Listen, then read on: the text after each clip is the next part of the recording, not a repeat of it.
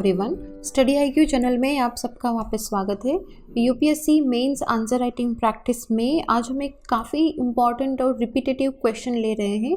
Climate change का impact क्या है डिफरेंट टॉपिक्स पे, जैसे कि क्लाइमेट चेंज का ग्लेशियर्स पे क्या इम्पैक्ट है, क्लाइमेट चेंज का ग्राउंड वाटर पे क्या इम्पैक्ट है, क्लाइमेट चेंज का इकोनॉमी पे क्या इम्पैक्ट है, इसका एक्वाकल्चर पे क्या इम्पैक्ट है, क्लाइमेट चेंज का डेमोग्राफी पे, सिटीज़ पे क्या इम्पैक्ट पड़ेगा। अलग अलग तरीके से डिफरेंट टॉपिक्स लेके यूपीएससी इस पर काफ़ी रिपीटेटिव क्वेश्चंस पूछती हैं। तो हम इम्पैक्ट ऑफ क्लाइमेट चेंज हर तरीके से स्टडी करेंगे कि नेचुरल थिंग्स पे, जैसे कि बायोडाइवर्सिटी पे क्या फ़र्क पड़ता है, इसका ग्लेशियर्स पे क्या फ़र्क पड़ेगा, इसका वेदर पे क्या फ़र्क पड़ेगा, इन सब के साथ ही ह्यूमन रिलेटेड थिंग्स जैसे कि agriculture, fishery, human aquaculture, demography, health, इसके साथ ही इकोनॉमी पे क्या फ़र्क पड़ेगा, इसके साथ ही डिजीजेज एंड इलनेस पे क्या फ़र्क पड़ेगा, वाटर रिसोर्सेज पे इसका क्या फ़र्क पड़ेगा। तो इन शॉर्ट हम इम्पैक्ट ऑफ क्लाइमेट चेंज को हर एक पर्सपेक्टिव से देखेंगे कि नेचुरल एंड ह्यूमन रिलेटेड चीज़ों पे क्लाइमेट चेंज का क्या इम्पैक्ट पड़ रहा है।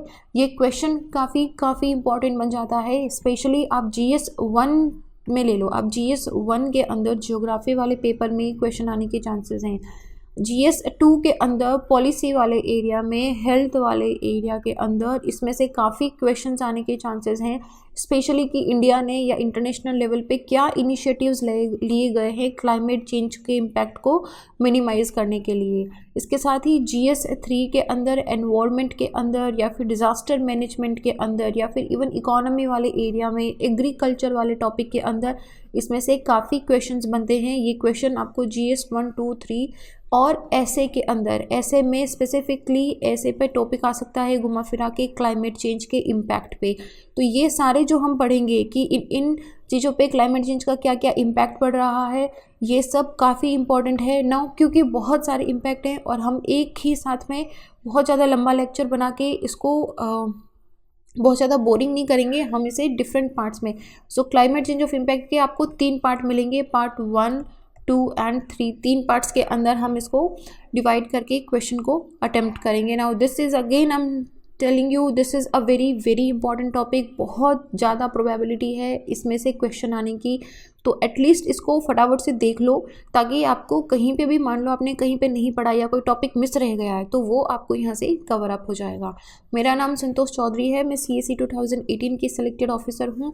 क्वेश्चन को अटेम्प्ट करने के बाद या क्लाइमेट चेंज को लेके या फिर यूपीएससी को लेके आपको कोई भी क्वेश्चन है तो आप मुझे मेरे इंस्टाग्राम little_simple_बुद्धा पे मैसेज ड्रॉप कर सकते हो।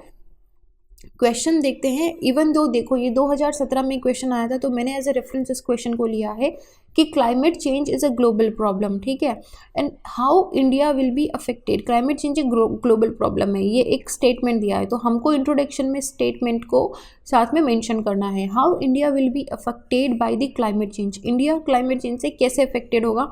इसके अंदर आपको सब लिखना है कि इंडिया में, जैसे कि आप फिजियोग्राफी को लेके आप जाना कि हिमालयाज पे इस तरीके से इम्पैक्ट होगा, डेजर्ट पे इस तरीके से इम्पैक्ट होगा, नॉर्थ ईस्ट एरिया में रीजन पे इस तरह इम्पैक्ट होगा, सदर्न एरिया के अंदर स्पेशली जो ड्रॉट इफेक्टेड एरिया है, जहाँ पे कंटिन्यूसली रिवर्स हैं, जहाँ पे फ्लड आने के ज़्यादा चांसेस हैं, किस तरीके से हमारा जो वेदर पैटर्न है, किस तरीके से हमारा विंटर आगे खिसक रहा है, समर हमारा एक्सटेंड हो रहा है वेदर पैटर्न पे, हमारे रेनफॉल पैटर्न पे, इस वजह से हमारे एग्रीकल्चर पे एंड हेंस हमारी इकोनॉमी पे, हेंस हमारे एम्प्लॉयमेंट पे, इन सब चीज़ों पे किस तरीके से इम्पैक्ट पड़ेगा, इसका एक छोटा सा ओवरव्यू देना है। फिर अगला क्वेश्चन पूछा है कि how Himalayan and coastal states, मतलब northern and southern states will be affected by the climate change. Now ये काफ़ी स्पेसिफिकली पूछ लिया इन्होंने, तो हिमालयन स्टेट्स के अंदर हम क्या बोलेंगे कि जैसे हिमालयन में देखो, क्रायोस्फीयर का एक पहले क्वेश्चन आ चुका है। हिमालयन स्टेट्स के अंदर क्लाइमेट चेंज से क्या होगा कि स्नोफॉल आपका कम होगा। ना अगर आप अवेयर हो या अभी रिसेंटली अगर आप पिछले 2-4 सालों में अगर आप नहीं किसी भी हिमालयन स्टेट्स का विजिट करा है, आपने वहाँ पे ट्रैवल करा है, तो वहाँ पे जो नेटिव्स हैं वहाँ से आपने पूछा होगा कि स्नोफॉल कंटिन्यूसली कम होता जा रहा है। तो ये स्नोफॉल कंटिन्यूसली कम होने से क्या होगा कि हमारी जो रिवर स्ट्रीम है, जो हमारी हिमालयन रिवर्स हैं, वहाँ पे हमें कम पानी मिलेगा, ठीक है। और सडनली एक टाइम ऐसा भी हो सकता है कि स्नोफॉल अगर बहुत ज़्यादा हुआ क्योंकि इरेटिक बिहेवियर हो गया है तो वहाँ से फ्लड होने के चांसेस ज़्यादा रहेंगे। एंड दूसरा, क्लाइमेट चेंज का मतलब है कि टेम्परेचर इंक्रीज़ हो रहा है। इसका मतलब है कि जो स्नो मेल्ट होके रिवर में कन्वर्ट हो रही है इसका रेट ज़्यादा हो जाएगा। इसकी वजह से पानी का जो वॉल्यूम है, वॉल्यूम ऑफ वाटर है, वो ज़्यादा हो जाएगा। इसकी वजह से फ्लडिंग की सिचुएशन बहुत ही ज़्यादा हो जाएगी। तो ये कुछ हिमालयन रीजन के अंदर इफेक्ट है। तो देखो, इसमें क्लाइमेट चेंज का जो अफेक्ट होता है इसको हम पॉजिटिव और नेगेटिव दोनों लेते हैं। तो अभी हमने जो हिमालयन स्टेट में बात करी ये नेगेटिव इम्पैक्ट है। पॉजिटिव में क्या होगा कि अगर एरिया से स्नो नहीं आएगी तो वो एरिया एग्रीकल्चर के लिए कैपेबल हो जाएगा, तो वहाँ पे हम खेती कर सकते हैं, ठीक है। लोगों का सस्टेनेबल लिविंग हो जाएगा, वहाँ पे लोग वहाँ पे हाउसिंग कर सकते हैं। नाउ ये तो मतलब ब्लेसिंग इन डिस्गाइज वाली बात ढूंढने की बात हो जाती है, लेकिन हमको नुकसान इस चीज़ से ज़्यादा है। सिमिलरली कोस्टल स्टेट्स के अंदर भी हम क्या देखेंगे कि कोस्टल स्टेट्स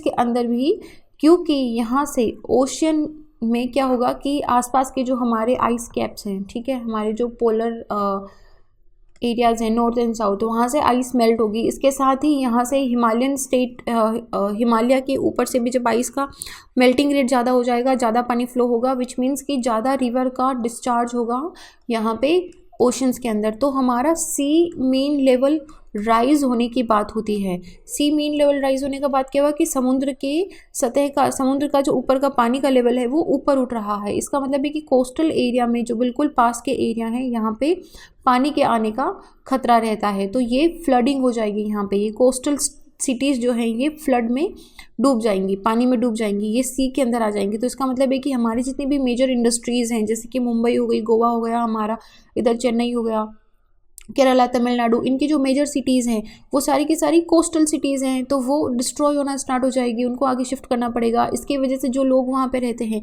उनको भी माइग्रेशन करना पड़ेगा, तो माइग्रेशन होगा। देखो हर चीज़ लिंक्ड है, ठीक है। तो इंडस्ट्रीज़ क्या है, इंडस्ट्रीज़ को अभी आपको शिफ्ट करना पड़ेगा।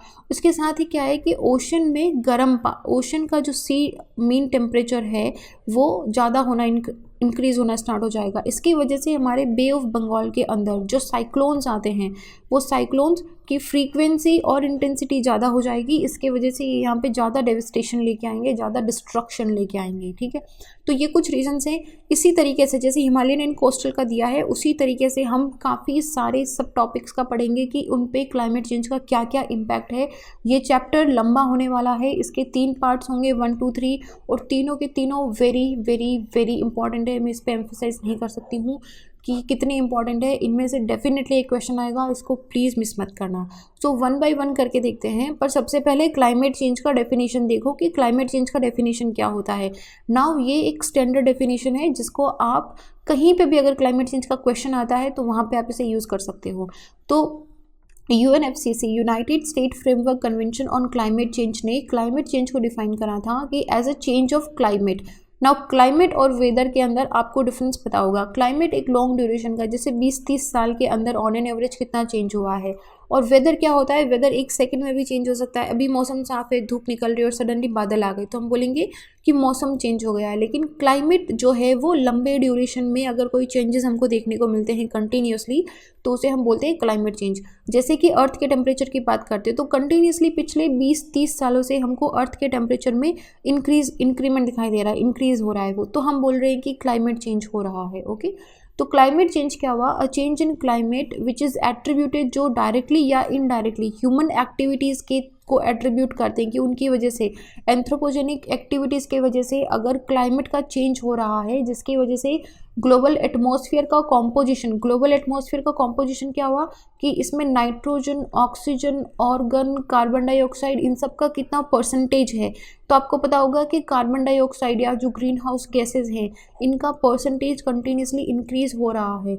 इसका मतलब क्या हुआ कि ग्लोबल एटमॉस्फेयर का कॉम्पोजिशन की कितनी एयर, जो कितनी परसेंट जो एयर है, एयर नहीं बोल सकते इनको, इसका जो कंपोनेंट है इसका अगर परसेंटेज इंक्रीज हो रहा है क्या, and which in addition to the natural climate variabilities. Natural भी हो सकता है क्लाइमेट चेंज, एंथ्रोपोजेनिक भी हो सकता है, लेकिन जिस तरीके से ये फ्रीक्वेंटली कंटिन्यूसली चला जा रहा है हम इसे एंथ्रोपोजेनिक ह्यूमन एक्टिविटीज़ को का इसमें ज़्यादा कंट्रीब्यूशन मानते हैं। तो ये क्लाइमेट चेंज का डेफिनेशन है, इसको लिख लो, बहुत ही स्टैंडर्ड डेफिनेशन है। साथ में लिखना कि ये UNFCCC का दिया हुआ क्लाइमेट चेंज का डेफिनेशन है, ये एक अलग ही इम्पैक्ट देगा। तो major characteristic of climate change क्या है कि rise in about global temperature, जो ग्लोबल एवरेज ग्लोबल टेम्परेचर में राइज होना स्टार्ट हो जाएगा, आइस कैप्स मेल्ट होना स्टार्ट हो जाएंगी, प्रिसिपिटेशन जो रेनफॉल होता है उसमें पैटर्न चेंज हो जाएगा, इरेटिक हो जाएगा वो, and increase in the ocean temperature also, sea का जो टेम्परेचर होता है, सी वाटर का टेम्परेचर वो कंटिन्यूसली इंक्रीज होना स्टार्ट हो जाएगा। नाउ इसीलिए climate change leads to the global warming, ठीक है। तो ये ग्लोबल वार्मिंग को क्यों, क्योंकि टेम्परेचर कंटिन्यूसली गर्म हो रहा है, तो ग्लोब भी हमारा, अर्थ भी ऐसे हमारे गर्म हो रही है। तो ये इसके मेजर कैरेक्टरिस्टिक्स होते हैं। ये आपका इंट्रोडक्शन है, कोई भी क्लाइमेट चेंज का अगर क्वेश्चन आता है तो स्टैंडर्ड इंट्रोडक्शन इसको ये बना लो चाहे तो। अब इसके इम्पैक्ट देखते हैं, क्लाइमेट चेंज के इम्पैक्ट। सबसे पहले बायोडाइवर्सिटी पे क्या इम्पैक्ट होगा। बायोडाइवर्सिटी पे आपने बहुत बार सुना होगा कि जैसे कि राइनोज है एक्सटिंक्ट हो रहे हैं, किसी पर्टिकुलर स्पीशी के राइनोज एक्सटिंक्ट हो रहे हैं। बहुत सारे स्पीशी ऐसे हैं जो अभी तक हमने डिस्कवर भी नहीं करे होंगे, लेकिन क्लाइमेट चेंज की वजह से वो बिना डिस्कवरी के एक्सटिंक्ट भी हो गए होंगे। तो बहुत सारे तो हमको पता भी नहीं है, और बहुत सारे जो हमको पता है they are starting to extinct. तो क्लाइमेट चेंज की वजह से टेरेस्ट्रियल बायोडाइवर्सिटी, मतलब इसके सारे इकोसिस्टम स्पीशीज़ या जेनेटिक बायोडाइवर्सिटी के अंदर सिग्निफिकेंट इन्फ्लुएंस देखने को मिलता है। ये सेपियंस के अंदर, now I am telling you one extra thing, sapien के अंदर एक एग्जांपल दिया है and which I find very apt about the climate change also, कि जैसे जैसे इवोल्यूशन हुआ तो एनिमल्स के अंदर भी अकॉर्डिंगली इवोल्यूशन होता गया। जैसे अगर जैसे लायन है, अगर लायन की स्पीड और स्ट्रेंथ इंक्रीज हुई, ठीक है, तो सिमिलरली जो डियर है जिसका लायन हंट करता है उसकी भी स्पीड और एजिलिटी दोनों इंक्रीज होती गई, ठीक है। तो इसकी वजह से क्या हुआ कि डियर ने अपने बचाव के लिए अपने अंदर स्पीड और एजिलिटी का इवोल्यूशन कर लिया, और लायन ने स्पीड और स्ट्रेंथ का इवोल्यूशन कर लिया। सिमिलरली जैसे ह्यूमन जो है, ये ह्यूमन भी धीरे धीरे they were suppose to evolve slowly, लेकिन टेक्नोलॉजी के सहारे क्या हुआ कि हम बहुत जल्दी इवॉल्व हो गए। अभी हमने बंदूकें ले ली है, बम्स ले लिए हैं, ठीक है। तो अभी एनिमल्स को, बायोडाइवर्सिटी को उस हिसाब से टाइम नहीं मिला कि वो अपने डिफेंसिव मैकेनिज्म को इवॉल्व कर सके। तो इसकी वजह से उन पे ज़्यादा थ्रेट आता है ह्यूमन की टेक्नोलॉजिकल डेवलपमेंट की वजह से। So this is just one example given कि किस तरीके से बायोडाइवर्सिटी को हार्म पहुंचता है। And similarly for the climate change also, climate change अगर स्लोली होता तो इनके जेनेटिक्स इनको ऑटोमेटिकली इवॉल्व कर लेते सिचुएशन या एनवायरमेंट के हिसाब से अडॉप्ट करने के लिए। Now because it is happening so fast कि इनका जो इवोल्यूशन है वो हो नहीं रहा है उस स्पीड से, तो इसकी वजह से इनमें एक्सटिंक्शन की ज़्यादा प्रोबेबिलिटी हो रही है। नाउ द चेंजिंग क्लाइमेट जो है ये स्पेशल लेवल चेंज में स्टिमुलेट होना चाहिए रेंज एंड अबंडेंस में, इनके लाइफ साइकिल में, इनके बिहेवियर में, इनके जेनेटिक एवोल्यूशन रिस्पॉन्स में। लेकिन क्योंकि क्लाइमेट चेंज बहुत फास्ट हो रहा है तो ये इतनी फास्ट रिस्पॉन्स हो नहीं रही है, और ये चेंजेस सीधे डायरेक्टली लिंक्ड हैं कि किस तरीके से नेचुरल डिस्टर्बेंस पैटर्न हो गया या फिर इकोसिस्टम के स्ट्रक्चर और फंक्शन के अंदर। देखो ये कीवर्ड्स हैं सारे, इकोसिस्टम का स्ट्रक्चर हो गया, इकोसिस्टम का फंक्शन हो गया, these are the keywords which you have to use in your answer. तो इनमें ये सीधा चेंज कर रहा है। एग्रीकल्चर पे क्या इम्पैक्ट है। वर्ल्ड मेटेरोलॉजिकल ऑर्गेनाइजेशन WMO जो है हमारी, इन्होंने ये सीधा बताया है अपनी रिपोर्ट में कि क्लाइमेट चेंज का एडवर्सली नेगेटिव इम्पैक्ट होगा ग्लोबल एनवायरनमेंट पे, एग्रीकल्चर प्रोडक्टिविटी पे and quality of human life पे। स्पेशली जो डेवलपिंग कंट्रीज़ हैं इन पे सबसे ज़्यादा दिखाई देगा, क्योंकि एक तो ऑलरेडी इनमें टेक्नोलॉजी एग्रीकल्चर में कम यूज़ आती है, ये कम फर्टिलाइजर्स यूज़ करते हैं, और तो फार्मर्स के लिए और भी टफ हो जाता है कि इंक्रीज जो टेम्परेचर हो रहा है उससे फार्मिंग के साथ कैसे कोप अप करें। और ये चीज़ आपको पता होगी कि अगर टेम्परेचर इंक्रीज होता है तो एग्रीकल्चर का जो यील्ड और जो प्रोडक्टिविटी है ये दोनों फॉल होना स्टार्ट हो जाते हैं, दोनों डिक्रीज हो जाते हैं, तो इसकी वजह से कम प्रोडक्शन होता है। हालांकि देखो इसमें it's like a twin sword. जो ट्रॉपिकल वाले एरियाज़ हैं, ट्रॉपिकल वाले एरिया के अंदर अगर टेम्परेचर राइज होगा, दिस होल एरिया अगर टेम्परेचर राइज होता है तो एग्रीकल्चर प्रोडक्टिविटी जो है वो फॉल होगी। क्यों? क्योंकि यहाँ पे ऑलरेडी टेम्परेचर हाई है। वेरएज़ जो टेम्परेट वाला एरिया है, टेम्परेट के एरिया में अगर ये टेम्परेट एरिया है ना, टेम्परेट के एरिया में अगर टेम्परेचर इंक्रीज होता है तो इसका मतलब क्या है कि अभी सूटेबल एनवायरनमेंट आना स्टार्ट हो गया है, सूटेबल एनवायरनमेंट मिलना स्टार्ट हो गया है एग्रीकल्चर के लिए। तो इसकी वजह से यहाँ पे इनका जो प्रोडक्शन एंड यील्ड है ये इंक्रीज होगा। ट्रॉपिकल और टेम्परेट के अंदर एग्रीकल्चर के अंदर डिफरेंट इम्पैक्ट दिखाई देगा। ट्रॉपिकल के अंदर एग्रीकल्चर फॉल होगा और ट्रॉपिकल में जनरली जितनी भी कंट्रीज़ हैं ये सारी की सारी डेवलपिंग कंट्रीज़ हैं। वेर इज टेम्परेट रीजन के अंदर क्या होगा, टेम्परेचर इंक्रीज होने की वजह से एग्रीकल्चर की प्रोडक्टिविटी एंड यील्ड इंक्रीज होगी और यहाँ पे जनरली हमको देखने को मिलते हैं examples of the developed countries. ठीक है, दिस इज़ वन थिंग। तो इंडिया के अंदर भी हमारे इकोनॉमिक सर्वे के अंदर ये स्पेसिफिकली एक उसमें पूरा चैप्टर था the impact of climate change on agriculture. उसमें था कि मॉनसून इंडिया में 75% तक का जो एग्रीकल्चर है वो मॉनसून पे रिलेट करता है और मॉनसून अगर इरेटिक है, अगर फ्रीक्वेंट नहीं हो रहा है, जितना होना चाहिए नहीं हो रहा है, तो हमारे एग्रीकल्चर और हेंस द लाइवलीहुड, क्योंकि almost half of the population is directly और indirectly dependent upon the agriculture, तो वो tens of millions of small farmer को इम्पैक्ट करेगी। Climate change is likely to intensify the monsoon dynamics also. इसकी वजह से आपको एक्सट्रीम सीजनल वेरिएशंस देखने को मिल सकते हैं, जैसे कभी कभी बहुत ज़्यादा बारिश होगी, कभी डेविस्टेटिंग फ्लड भी आ सकता है, तो दूसरी जगह पे आपको रिड्यूस्ड रेनफॉल और प्रोलॉन्ग्ड ड्राउट भी मिल सकता है। तो ये इम्पैक्ट होगा एग्रीकल्चर पे। एग्रीकल्चर पे इम्पैक्ट ऐसे भी होगा कि टेम्परेचर इंक्रीज होने की वजह से सॉइल मॉइस्चर जो है, सॉइल मॉइस्चर का कंटेंट कम हो जाएगा।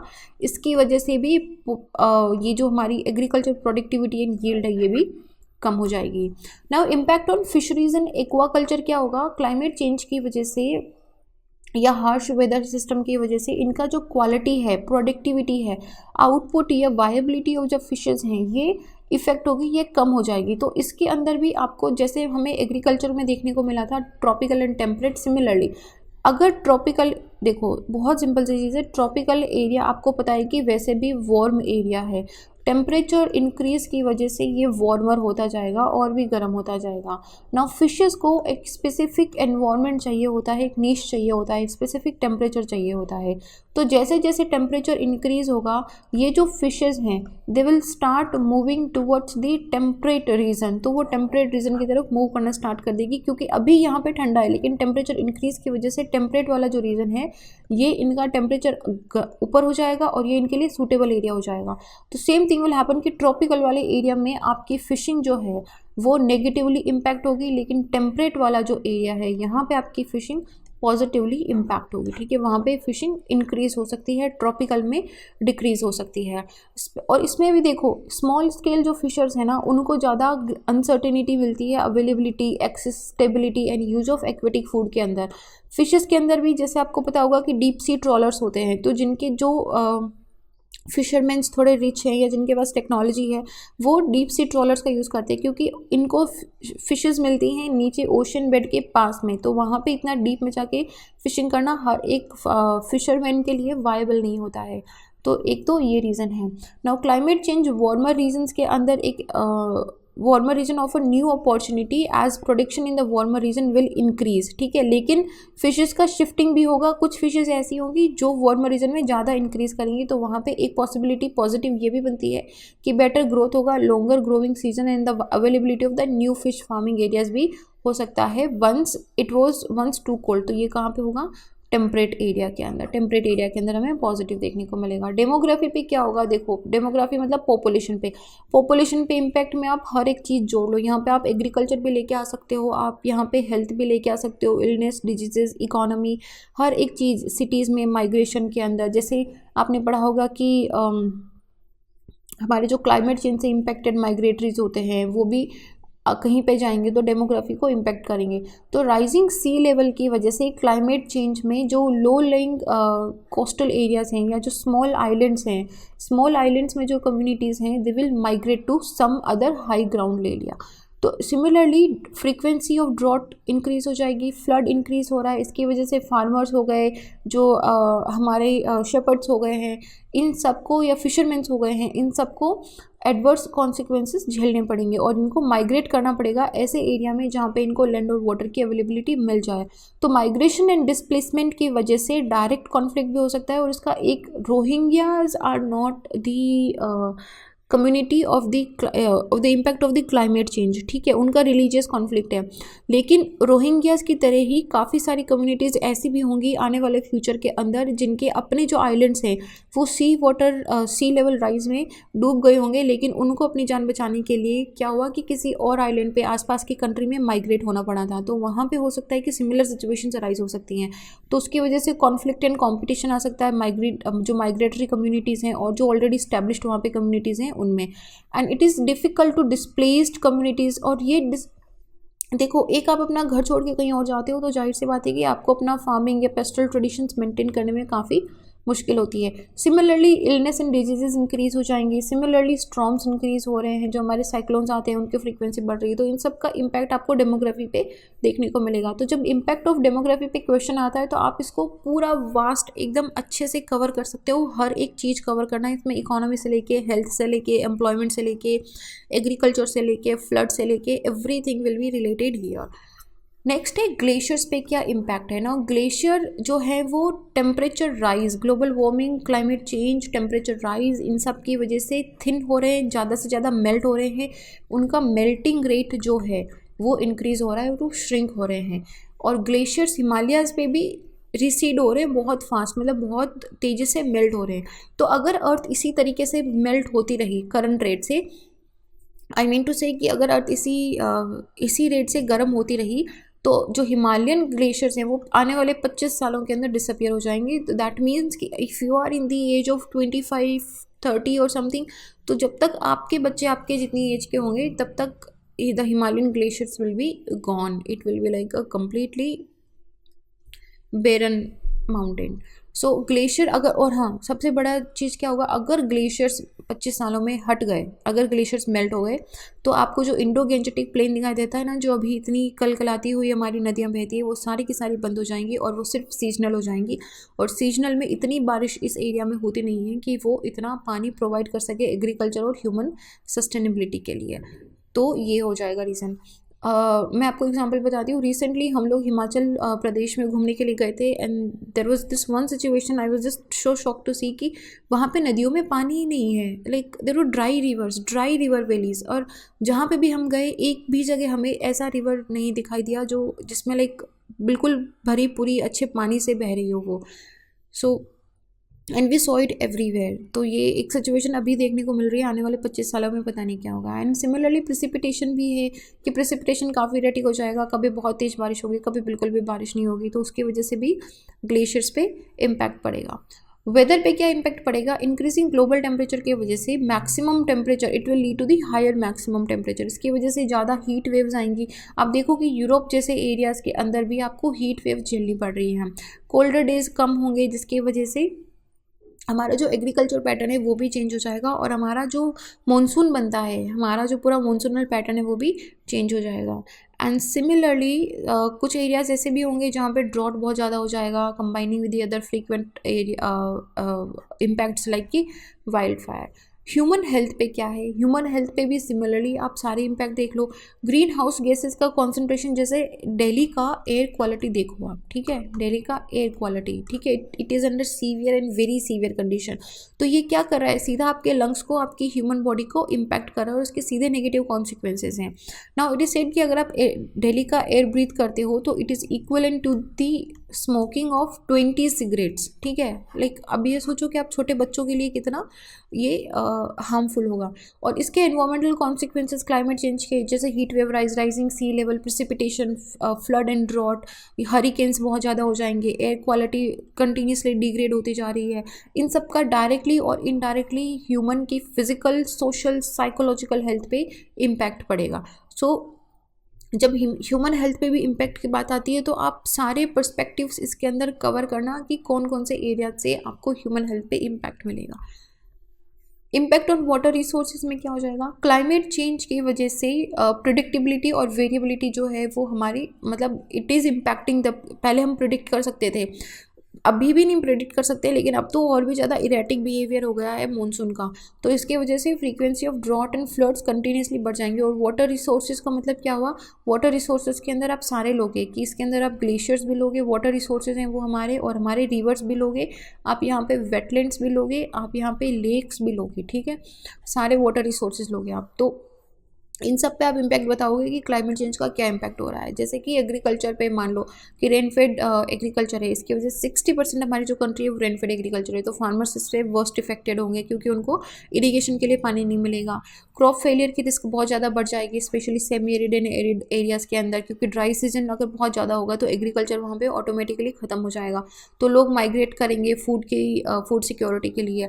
और जो लार्ज रिवर बेसिन से इरिगेटेड एरियाज और डेल्टाज हैं, धीरे धीरे उनमें भी रिड्यूस्ड रन ऑफ हो जाएगा, सैलिनिटी इंक्रीज हो जाएगी, increase flood, sea level rise, urban and industrial pollution की वजह से वो इरिगेटेड एरिया भी इफेक्ट होने लग जाएगा। इसमें आप स्पेशली, मैं ग्राउंड वाटर को तो भूल ही गई, ग्राउंड वाटर को नहीं भूल सकते कि किस तरीके से हम ग्राउंड वाटर का ओवर एक्सट्रैक्शन कर रहे हैं, लेकिन उसका ग्राउंड वाटर रिचार्ज जो है वो बिल्कुल नहीं हो रहा है, तो ग्राउंड वाटर भी एक्सटिंक्शन की कगार पे आ गया है। तो ये आप इम्पैक्ट ऑन वाटर रिसोर्सेज बताओगे। सो ये कुछ रिसोर्सेज कुछ इम्पैक्ट्स हैं। पार्ट 2 के अंदर हम और इम्पैक्ट्स को देखेंगे।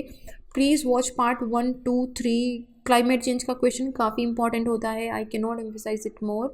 एंड ऑल्सो राइट आंसर्स, कोई भी एक टॉपिक उठा लो, जैसे impact of climate change on human health ही ले लो, ठीक है, ह्यूमन हेल्थ पे आप अपनी तरफ से सोचो, मैंने जो बताया है उन पॉइंट्स को इंक्लूड करो एंड जस्ट सी कि ह्यूमन हेल्थ पे क्या क्या इम्पैक्ट पड़ रहा है क्लाइमेट चेंज का as a human. Like if you see 360 degree अगर आप न्यूज़ पढ़ते हो continuously, then you know the impacts, ठीक है, ये बिल्कुल टफ क्वेश्चंस नहीं आएगा।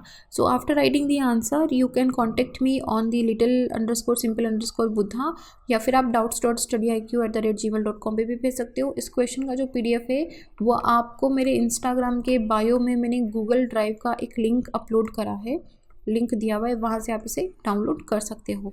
सो that is in the next this question. अगले क्वेश्चन के अंदर हम कुछ और impact of climate change discuss करते हैं। That is it for today. I will see you guys in the next question. Till then be happy. जय हिंद।